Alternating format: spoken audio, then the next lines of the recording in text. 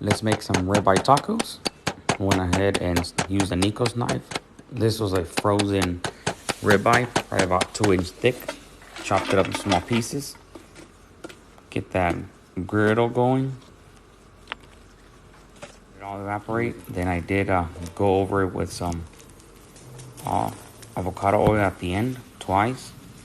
Let's roast up some veggies for our salsa. Tomatillos, onions, jalapenos, ancho chili. And when those get nice and soft, go ahead and blend them up. Throw your ribeye right on there. Let it cook up all the way through, nice and crispy. Season it with salt, pepper, garlic.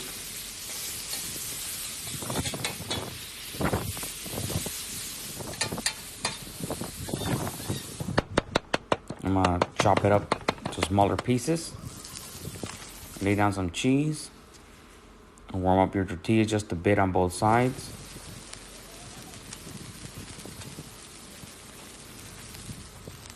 We're gonna throw the tortilla right over the cheese. You're gonna flip them and remove them. I'm gonna build our taco, your ribeye, cilantro, onion, your salsa. It's gonna be absolutely fantastic. Go ahead and give it a go.